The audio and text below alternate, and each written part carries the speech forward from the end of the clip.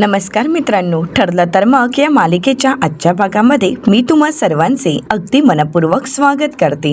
आजच्या भागामध्ये आपल्याला पाहायला मिळतं आता सायली महिपत शिकरेंना म्हणते, असं कुठलं सत्य आहे की जे नागराजला माहीत आहे पण आम्हाला सत्य माहीत नाही आहे। नागराज नक्की कुठल्या सत्याबद्दल बोलत होता? असं कुठलं सत्य आहे जे तुलाही माहीत असेल? आम्हाला चांगलंच माहीत आहे, त्यामुळे आम्हाला हे सत्य कळायलाच हवं। बोल, नागराज नक्की कुठल्या सत्याबद्दल बोलत आहे? तर आता महिपत शिकरे सायलीला म्हणतात, वहिनी अहो तुम्ही अंधारात जगताय, हळूहळू पुढे चालत या, प्रकाश तुम्हाला भेटेलच आणि हा प्रकाश, हा उजेड तुम्हाला तुमच्या घरात सापडेल। त्यामुळे मी तुम्हाला आता काहीच सांगू शकत नाही। तर आता अर्जुन सायलीला म्हणतो, मी म्हणालो होतो ना की हा आपल्याला कोऑपरेट करणार नाही, हा अशीच विचित्र उत्तरं देत राहील। तर आता महिपत शिकरे अर्जुनला म्हणतात, सुभेदार साहेब अहो तुम्हाला कळालंय ना, मग तुमच्या या वहिनी साहेबांना सुद्धा सांगा, उगाच मला येऊन वेगवेगळे प्रश्न विचारू नका, कारण मी कुठल्याच प्रश्नाची उत्तरं देणार नाही। ती उत्तरं तुम्हाला शोधायची आहेत आणि तीही तुम्हाला तुमच्या घरात शोधायची आहेत, घरातच सापडतील। असं म्हणत आता महिपत शिकरे कोड्यात टाकतात आणि तिथून बाजूला निघून जातात। आता सायली, अर्जुन, महिपत शिकरे आणि नागराज यांची ह्या कोड्याची उत्तरं शोधण्याचा प्रयत्न करतात। सायली विचार करते पण तिला काहीच कळत नसतं। आता अर्जुन आणि सायली तिथून निघून जातात। तर दुसरीकडे सुभेदारांच्या घरी आपल्याला पाहायला मिळतं की रविराज सर पेपर वाचत असतात। तर प्रतापराव आपल्या कामाच्या संदर्भात फोन करतात आणि म्हणू लागतात, बरं त्या मालाची डिलिव्हरी परवापर्यंत येईल असं बघ आणि मला सांग, या आठवड्याचं स्टॉक चेकिंगचं काम झालं आहे का? झालं? बरं ठीक आहे, गुड, ठेवतो मी फोन, असं म्हणत प्रतापराव फोन ठेवतात। इथे रविराज सर पेपर वाचताच हसू लागतात आणि म्हणूनच प्रतापराव त्यांना विचारतात, रविराज काय झालंय, असं पेपर वाचता वाचता का रे हसलास? तर रविराज सर म्हणतात, ही बातमी बघ ना, प्रॉपर्टीसाठी सख्ख्या भावाने आपल्या सख्ख्या भावाचा खून केला। असं म्हणत आता रविराज सर तो पेपर खाली ठेवतात, कारण ही बातमी वाचल्यानंतर आपल्या भावाने आपल्यासोबत काय केलं तो प्रसंग रविराज सरांच्या डोळ्यासमोर येतो। प्रतापराव आता रविराज सरांना सावरतात, त्यांच्या खांद्यावर आधाराचा हात ठेवतात आणि म्हणू लागतात, रविराज तू असल्या बातम्या वाचत जाऊ नकोस, उलट तुला त्रास होईल, त्यामुळे या बातम्या अजिबात वाचू नकोस। रविराज सर म्हणतात, बातम्या वाचल्या काय आणि नाही वाचल्या काय, परंतु नागराज ज्या पद्धतीने वागला आहे, त्याने जे आमच्यासोबत केलं आहे, प्रॉपर्टीसाठी माझ्या भावाने माझ्यासोबत काय केलं आहे हे तर माझ्या आयुष्यभर लक्षात राहणार। ती तर आयुष्यभराची गोष्ट आहे आणि हे दुखणं आयुष्यभर माझ्यासोबतच असणार आहे। ही गोष्ट कधीच पुसली जाणार नाही रे प्रताप। परंतु प्रताप, खंत एका गोष्टीची वाटते की तुझ्यासारखं प्रेम करणारं, तुझ्यासारखं जीव लावणारं कुटुंब मला का नाही मिळालं? बघ ना, मुलगी अशी निघाली आणि भाऊ तो तर जीवावर उठला होता, त्यामुळे खरंच आता खूप त्रास होतोय रे या सगळ्या गोष्टीचा। प्रतापराव म्हणतात, रविराज सावर स्वतःला, इतका त्रास करून घेऊ नकोस। तर तेवढ्यात त्या ठिकाणी अश्विन येतो आणि म्हणू लागतो, काका आता तू ठीक आहेस ना? तर रविराज सर म्हणतात, हो, आता तुम्ही सर्व आजूबाजूला आहात, तुम्ही सर्वजण एवढी काळजी घेता, मग हळूहळू सावरण्याचा प्रयत्न करतोय। तर आता अश्विन म्हणू लागतो, गोष्टीच इतक्या विचित्र घडल्यात की त्यातून सावरणं तुम्हा सगळ्यांसाठीच कठीण आहे, परंतु आत्या कुठे आहे रविराज काका? तर रविराज सर म्हणतात, ती रूममध्ये झोपली आहे। हे ऐकताच प्रतापराव म्हणतात, यावेळेला असं प्रतिमा कधी करत नाही। रविराज सर म्हणतात, हो, पण तिला खूप थकल्यासारखं वाटतंय, थकवा जाणवतो, त्रास होतोय, म्हणून थोडा आराम करते। तर अश्विन म्हणू लागतो, कारण या सगळ्या गोष्टींमुळे तिला खूप त्रास झाला असेल, तिच्या तब्येतीवर, शरीरावर खूप परिणाम झाला असेल, या सगळ्याचा ताण तिला खरंच सहन होत नसेल आणि म्हणूनच तिला या सगळ्याचा त्रास होत असेल। रविराज काका, आपण एक काम करूयात का, प्रतिमा आत्यांची टेस्ट करून घेऊयात का? म्हणजे मला तरी वाटते की आपण सर्व रिपोर्ट करून घेऊया, ब्लड टेस्ट करून सगळे रिपोर्ट केलेत तर आपल्याला समजेल तरी की त्यांना नक्की कशामुळे त्रास होतोय। आपण त्यांची फुल बॉडी चेकअपच करूया का? रविराज सर म्हणतात, हो, काहीच हरकत नाही। तर अश्विन म्हणतो, मग काका तू एक काम कर, आत्याला तू हॉस्पिटलला घेऊन ये, बाकी सगळं मी बघतो। रविराज सर म्हणतात, हो चालेल, पण होळीनंतर करूयात का? अश्विन म्हणतो, बरं, काहीच हरकत नाही। प्रतापराव रविराज सरांना सावरतात, आधार देतात। तर दुसरीकडे पाहायला मिळतं आता महिपत शिकरेला भेटून सायली, अर्जुन तिथून निघालेले असतात, परंतु त्याचवेळी नागराजचा लक्ष जातो। आता नागराज सायली, अर्जुनला पाहताच आवाज देत म्हणतो, अर्जुन, सायली, काय झालं रे? माझी आठवण आली, मला भेटावंसं वाटलं म्हणून आलात का? आता अर्जुन नागराजच्या बोलण्याकडे दुर्लक्ष करतो आणि सायलीला म्हणतो, चल सायली. तर आता त्याचवेळी नागराज अर्जुनला म्हणतो, काय झालं? मी घातलेल्या कोड्याचं उत्तर सापडलं का, की त्याच विचारात आहात? आता अर्जुन शांतच होतो. तर आता नागराज त्या दोघांनाही बोलावून घेतो. सायली अर्जुन नागराजच्या समोर येऊन उभे राहतात. त्यावेळी नागराज सायली अर्जुनकडे पाहत हसतच म्हणतो, नाही सुटलं ना, कारण मला माहीतच होतं हे कोडं इतकं सोपं नाही आहे की तुम्हाला सहज त्या कोड्याचं उत्तर सापडेल. अरे तुम्हा दोघांच्या चेहऱ्यावरचं भलं मोठं प्रश्नचिन्हच सांगते की तुम्हाला त्या कोड्याचं उत्तर सापडलंच नाही आणि ते कोडं तुम्हाला सोडवताच आलं नाही, असं म्हणत नागराज मोठमोठ्याने हसू लागतो. आता नागराज, सायली अर्जुन यांच्यामध्ये चालू असणारं बोलणं प्रिया लपूनच ऐकत असते. तर नागराज पुढे सायली अर्जुनला म्हणतो, खरं सांगू का, कोडं खूप इंटरेस्टिंग आहे. असं वाटतं की ज्या दिवशी तुम्हाला त्या कोड्याचं उत्तर सापडेल ना, तुम्ही त्या कोड्याचं उत्तर ऐकाल ना, तर मला तरी वाटतं की तुम्ही आडवेच पडाल. कारण तुम्हाला एवढा मोठा धक्का बसेल की तो पचवायलाही तुम्हाला जमणार नाही. पण खरं सांगू का, त्यावेळी मात्र मी खुश असणार. माझ्यासाठी तो आनंदाचा क्षण असणार. पण त्यापेक्षाही मला आनंद कधी होणार, ज्या दिवशी तुम्ही दोघंही माझ्या पायापर्यंत याल, हात जोडाल, नाक घासाल, म्हणाल, नागराज काका सांगणार त्या कोड्याचं उत्तर, नागराज काका सांगणार ते सत्य. पण त्या दिवशी मी तुम्हाला ते सत्य सांगणार नाही, पण मी मात्र खूप खुश असणार. माझ्या आनंदाला पाराच उरणार नाही. तर आता अर्जुन म्हणतो, एवढं हसायला येते का? हस ना. तू कोडं टाकलं आहेस, आम्हाला त्या कोड्याचं उत्तर सापडणार नाही म्हणून तुला हसायला येते का? पण हसून घे. पण मी सुद्धा एक गोष्ट सांगतो, आमच्या घरातील तू जे काही आम्हाला कोडं टाकलं आहेस ना, ते सोडवायला आम्ही समर्थ आहोत. त्याच्यासाठी मी तुझ्या पायापर्यंत कधीच येणार नाही. त्यामुळे असा विचारसुद्धा मनात आणू नकोस की मी तुझ्या पायापर्यंत येणार आहे. तर महिपत शिकरे म्हणतो की म्हणजे या कोड्याचं उत्तर तू शोधणार आहेस?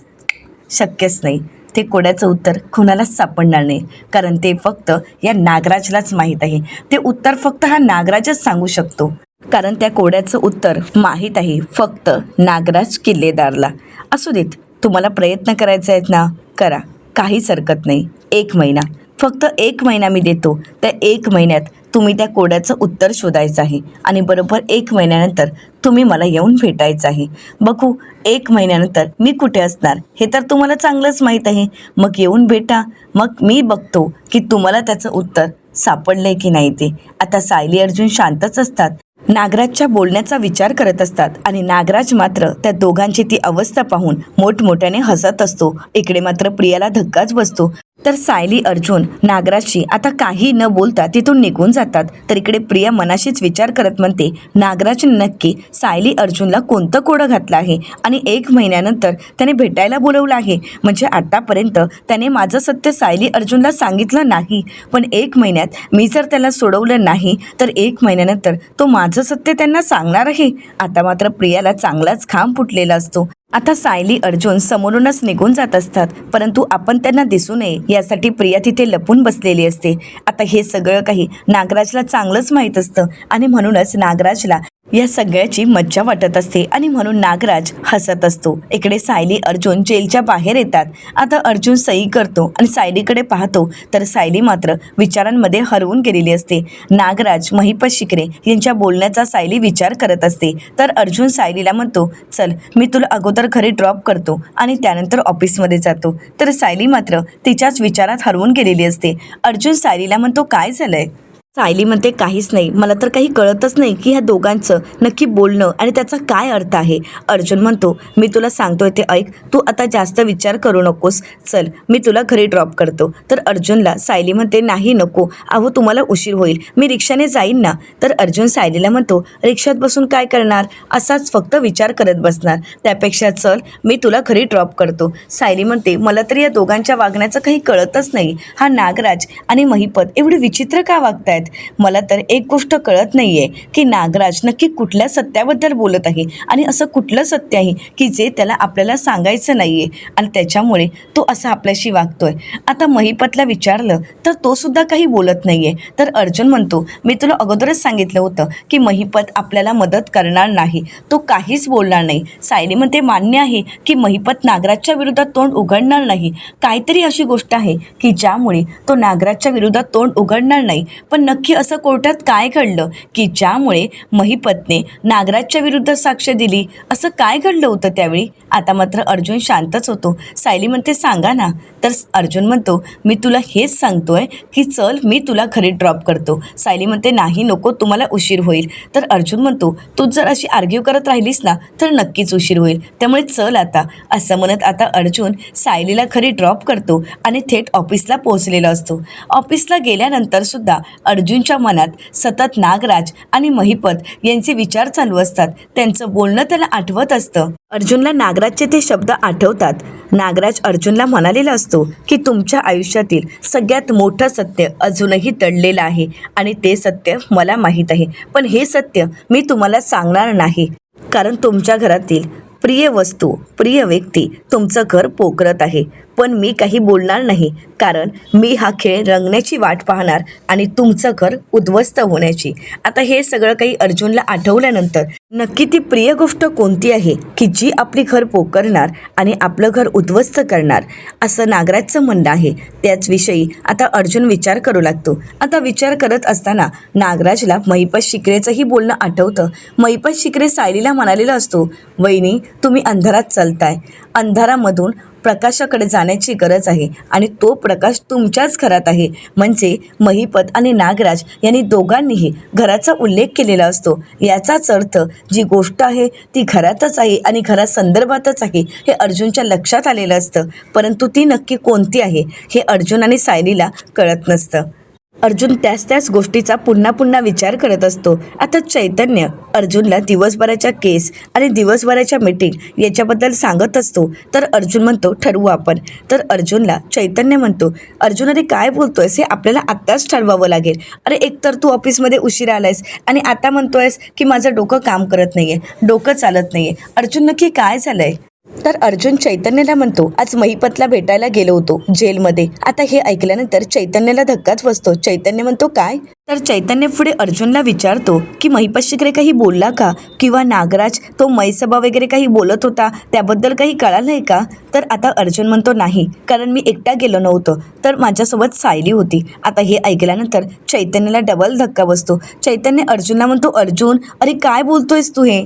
अरे अर्जुन तू सायली वहिनीला घेऊन तिथे गेलास. महिपतने जर तुमच्या डीलबद्दल सायली वहिनीसमोर काही बोलला असता तर अर्जुन म्हणतो मला सुद्धा तीच भीती वाटत होती की महिपत काहीतरी बोलेल. मला सुद्धा त्या गोष्टीची भीती होती आणि म्हणून मी सायलीला घेऊन जाण्यासाठी नकार देत होतो, परंतु तिचा हट्ट होता की तिला माझ्यासोबत यायचं आहे आणि म्हणून मला तिला घेऊन जावं लागलं. पण तिथे गेल्यानंतर मनात भीती होती. पण नागराज किंवा महिपत शिकरे साक्षीबद्दल काहीच बोलले नाही आहेत. म्हणजे मला वाटलं होतं की महिपत साक्षीबद्दल सायलीसमोर काहीतरी बोलेल, पण तसं काहीच घडलं नाही. पण त्याने जर साक्षीबद्दल काही सांगितलं असतं आणि साक्षी जिवंत आहे हे जर सायलीला कळालं असतं आणि मी महिपतसोबत डील करून आलो आहे हे जरी सायलीला कळालं असतं तर ती माझ्यावर खूप चिडली असती. तिने मला कधीच माफ केलं नसतं, ती माझ्याशी कधी बोललीही नसती.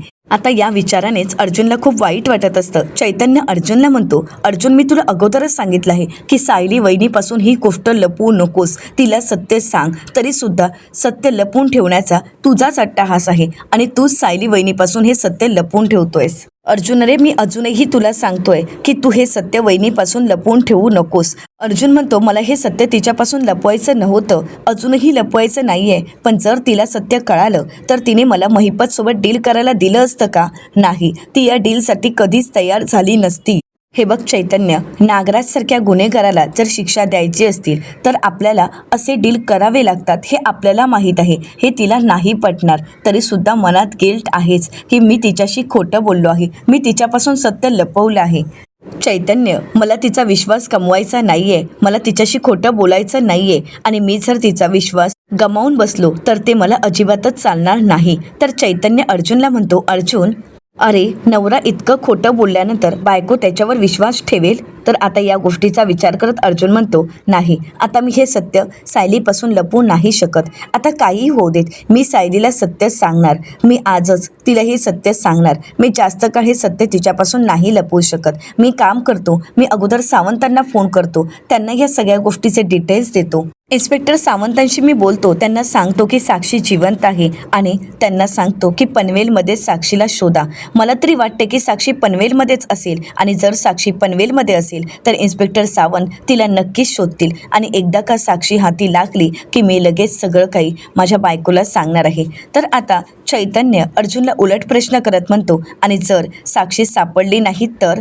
अर्जुन म्हणतो, सापडेल, पण चैतन्य आता तुझ्याकडे एक सगळ्यात मोठी जबाबदारी आहे. साक्षी कुठे कुठे लपू शकते, म्हणजे पनवेलमधील तिचे आवडते जागा कोणत्या कोणत्या आहेत, तिचे आवडते कॅफे, तिच्या आवडती हॉटेल्स, रेस्टॉरंट, तुला सगळं काही माहीत असेल. मग त्या सगळ्याची एक लिस्ट बनव. आपण एक एक करून सगळ्या जागा पाहायच्या आहेत.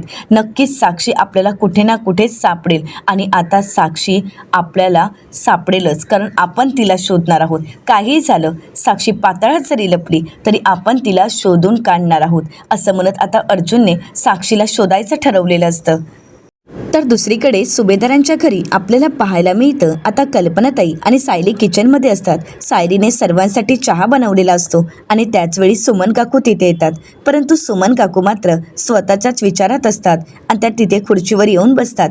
परंतु सायली त्यांना आवाज देत म्हणते, चहा झाला आहे, देऊ का? पण सुमन काकूंचं कुठेच लक्ष नसतो. त्या स्वतःच्याच विचारांमध्ये हरवून गेलेल्या असतात आणि हे सगळं काही सायली आणि कल्पनाताई पाहतात. सायली कल्पनाताईंना म्हणते, आई मला खरंच सुमन काकूंची काळजी वाटत आहे. बघा ना, आजकाल त्या स्वतःच्याच विचारांमध्ये हरवून गेलेल्या असतात. कधीही बघितलं तरी त्या स्वतःमध्येच हरवलेल्या असतात. अजूनपर्यंत त्या फारशा कोणाशी काही बोलत नाहीत आणि हसत तर अजिबातच नाहीत. परंतु त्यांची ही अवस्था मला नाही पाहावत. नागराज काकांच्या विचारात त्या स्वतः मात्र हरवून गेल्या आहेत. पण या सगळ्यातून त्यांना बाहेर काढण्याची गरज आहे. त्यांचं मन कशात तरी गुंतवण्याची गरज आहे, तरच ते यातून बाहेर पडू शकतात. तर कल्पनाताई सायलीला म्हणतात, मलाही तसंच वाटतंय ग, पण काय करावं काहीच कळत नाही. अशी कोणती गोष्ट आहे की ज्यामुळे सुमन या सगळ्यातून बाहेर पडेल? आता सायली आणि कल्पनाताई विचार करू लागतात. सायली म्हणते, आठवलं, आता गंमतच बघा, असं म्हणत सायली कल्पनाताईंना म्हणते, आई अहो तुम्हाला मनगण करता येतं का? कल्पनाताई म्हणतात, मनगण? तर सायली म्हणते, हो ना, अहो मला ते मनगण करायला शिकायचं आहे. तुम्हाला येतं का? कल्पनाताई म्हणतात, एकदा मी केलं होतं, पण त्यानंतर मी केलंच नाही आहे ग. खूप वर्षापूर्वी मी बनवलं होतं, पण आता काही आठवत नाही ग. तर सायली म्हणते, पण कुसुमताई मात्र खूप छान बनवतात, पण मला मात्र येतच नाही. कल्पनाताई म्हणतात, मी तुला शिकवलं असतं ग, पण मलाच आठवत नाही आहे. तर सायली म्हणते, पण आई तुम्हाला त्याचं प्रमाण तरी आठवतंय का? तर कल्पनाताई म्हणतात, मला असं वाटते की दोन्ही गोष्टी अगदी समप्रमाणात घ्यायच्यात, म्हणजे चणा डाळ आणि साबुदाणाही. तर त्याचवेळी सुमन काकू आवाज देत म्हणतात, नाही नाही वहिनी, दोन्ही वस्तू समप्रमाणात नाही घ्यायच्या असतात, तर एकाच दोन अशा.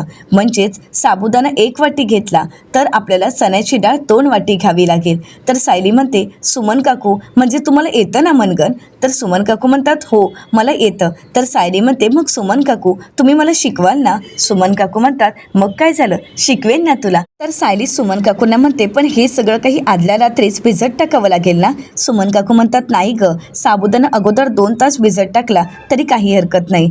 पण सायली, अगं तुला मनगण आवडतं हे तर मला माहीतच नव्हतं. तर सायली म्हणते, बघा ना काय गंमत आहे, मी चणा डाळ तर काल भिजत टाकलीच होती आणि आज पूर्णाजींचा उपवास आहे म्हणून साबुदाणा पण भिजत टाकलाय, म्हणजे आपण आज मनगण बनवू शकतो ना? तर सुमन काकू म्हणतात, मग काय झालं, का नाही बनवू शकत? चल आपण आता मनगण बनवायला घेऊ. तू अगोदर ती चणा डाळ कुकरमध्ये शिजत ठेव आणि हो, खवलेलं खोबरं असेल ना ते माझ्याकडे दे, मी बाकीचं पुढचं करायला घेते. असं म्हणत आता सायलीच्या मदतीने सायलीला एक एक स्टेप शिकवत सुमन काकूने मनगण बनवायला घेतलेलं असतं. तर सायली सुमन काकूंकडे पाहते. कित्येक दिवसानंतर सुमन काकूंच्या चेहऱ्यावर हसू असतं, म्हणूनच सायली मनाशीच म्हणते, कित्येक दिवसानंतर सुमन काकूंच्या चेहऱ्यावरचं हसू परत आलं आहे. आज सुमन काकूंना असं हसताना पाहून खरंच खूप बरं वाटते. त्यांच्यातील हा झालेला बदल खरंच खूप छान आहे आणि त्यांच्या चेहऱ्यावरचं हसू कायम असंच राहायला हवं. सुमन काकूंच्या चेहऱ्यावरचं हसू परत आणण्याचा सायलीचा हा छोटासा प्रयत्न यशस्वी ठरलेला असतो. तर दुसरीकडे प्रिया सर्वांच्या नकळत घराबाहेर येते आणि विचार करत म्हणते, नाही आता मला काहीतरी करायलाच हवं. म्हणजे नागराजला दाखवण्यापुरतं का होईना, परंतु आता बोलून नाही तर करून दाखवावं लागेल. त्याच्यासाठी एखादा वकील शोधावाच लागेल. आणि म्हणूनच प्रिया आता नेटवर सर्च करते आणि त्याप्रमाणे एक एक वकील शोधायला सुरुवात करते. आता तिला सापडलेले असतात ॲडव्होकेट तांबोळी आणि म्हणूनच ती फोन करत म्हणते, हॅलो ॲडव्होकेट तांबोळी, मी एक तुम्हाला केस लढायला सांगणार आहे. तुम्ही ती लढाल का? म्हणजे कोर्टात अपील करायचं आहे. म्हणजे कोर्टात ज्याला जन्मठेप झाली आहे त्याला सोडवण्यासाठी प्रयत्न करायचे आहेत आणि त्याचं नाव आहे नागराज किल्लेदार.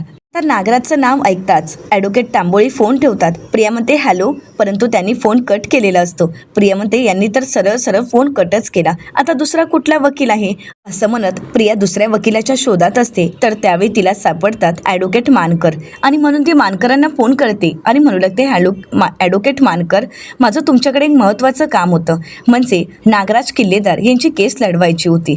त्यांना वरच्या कोर्टात अपील करायचं आहे. आता ॲडव्होकेट मानकर पुढचं काही ऐकून न घेता फोन कट करणार. तर प्रिया म्हणते, प्लीज माझं ऐकून तरी घ्या. तुम्ही सर्वच जण नागराज किल्लेदार यांची केस घ्यायला का तयार नाही आहात? परंतु मानकर काही ऐकून न घेता फोन कट करतात.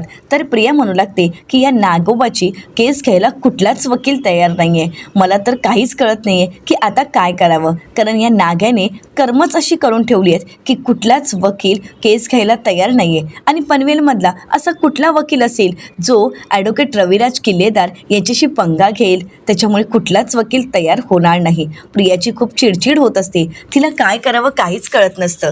तर दुसरीकडे अर्जुन आणि चैतन्य स्टडी रूममध्ये आपल्या कामाबद्दल बोलत असतात, केसबद्दल डिस्कशन करत असतात. आता अर्जुन चैतन्याला काही सांगेल, त्याच्याकडे फाईल मागेल, परंतु चैतन्य मात्र शांत झोपी गेलेला असतो. अर्जुन पाहतो तर चैतन्य झोपलेला असतो. आता अर्जुन त्याला उठवतो, भानावर आणतो आणि म्हणतो, विटनेसची फाईल. तर चैतन्य म्हणतो, अर्जुन यार, अरे एवढ्या रात्री उशिरापर्यंत काम करायची काय गरज आहे? आपण उद्या सकाळी उठून ऑफिसमध्ये गेल्यानंतर काम करू शकतो ना. अरे किती वाजलेत बघ तरी. तर अर्जुन चैतन्याला म्हणतो, तुला झोप येत असेल, तुला जायचं असेल तर जा, परंतु मला अगोदर आय विटनेसची लिस्ट दे. आता अर्जुन एक एक नावं घेत ती लिस्ट मागत असतो. तर चैतन्य म्हणू लागतो, मी तुला दुपारीच ऑफिसमध्ये म्हणत होतो की याविषयी बोलूया, परंतु नाही, त्यावेळी तर तुला साक्षी जिवंत. तर आता अर्जुन म्हणतो, मी तुला सांगितलं आहे ना, कित्येक वेळा सांगितलं आहे की हा विषय घरात काढू नकोस. आता चैतन्य गप्पच होतो. अर्जुन चैतन्याला म्हणतो, आपलं जर बोलणं सायलीने ऐकलं तर काय होऊ शकतं तुला कळतंय ना. तर चैतन्य अर्जुनला म्हणतो, आपलं काम जर असंच रात्रभर चालू राहणार असेल ना तर मी सायली वहिनीकडून अगोदर कॉफी मागून घेतो. अर्जुन म्हणतो, बरं ठीक आहे, तुला कॉफी प्यायची आहे ना, पी. असं म्हणत आता अर्जुन सायलीला आवाज देत म्हणतो, बायको. सायली म्हणते, काय झालंय? तर अर्जुन म्हणतो, चैतन्याला एक कॉफी हवी आहे. सायली म्हणते, चैतन्य भाऊजींच्या नावाखाली तुम्हाला कॉफी हवी आहे का? तर चैतन्य म्हणतो, नाही नाही वहिनी, अगं यावेळी खरंच मला कॉफी हवी आहे. अगं एवढं रात्र जागरण करून जर काम करायचं असेल तर खरंच कॉफीची गरज पडणार ना. तर सायली म्हणते, पण एवढं जागरण करून काम करायची काही गरज आहे का? आणि एवढं जागरण करून झोप येत असताना जर काम केलं तर ते नीट होईल का? चैतन्य म्हणतो, अगदी बरोबर वहिनी, मला सुद्धा हेच म्हणायचं आहे. तर आता अर्जुन चैतन्याला म्हणतो, तुला झोप येते का? मग झोप, माझं काम मला करू दे. सायली म्हणते, निसर्गाने झोपेची निर्मिती केली ती मेंदूला शांतता मिळावी म्हणून, पण तुम्हाला जर मेंदूचं ऐकायचंच नसेल आणि विश्रांती घ्यायचंच नसेल तर मी तरी काय बोलणार आहे. पण आता मला बाकी काही माहीत नाही, हे सगळं काही बंद करायचं आणि आता आराम करायचा. चैतन्य भाऊजी, तुम्ही सुद्धा आज इथेच झोपा, मी मागची गेस्ट रूम ओपन करते, त्यामध्ये तुम्ही जाऊन झोपा. तर चैतन्य म्हणतो, नाही नाही वहिनी, हे काम झालं ना की मी जाईन घरी. तर अर्जुन म्हणतो, नंतर कशाला, आताच जा ना, कारण तू जर अजून थोडा वेळ थांबलास तर मला अजून लेक्चर ऐकावी लागतील. त्यापेक्षा तू घरी जाशील ना तर खरंच शांत वाटेल. तर चैतन्य म्हणतो, बरं वहिनी, मी तुला एक सांगू का, तू अशा वेळी खरंच लेक्चर द्यायला ये गं, कारण तुझ्या लेक्चरची मला तरी खूप मदत होते. बरं बाय, मी येतो. असं म्हणत चैतन्य निघून जातो. आता अर्जुन पुन्हा एकदा कामाला बसतो. तर सायली अर्जुनला म्हणते, तुम्हाला काही वेगळं सांगायला हवंय का? अर्जुन म्हणतो, नाही, थोडंसं काम राहिलंय, थोडंच राहिलंय. तर सायली म्हणते, हो का?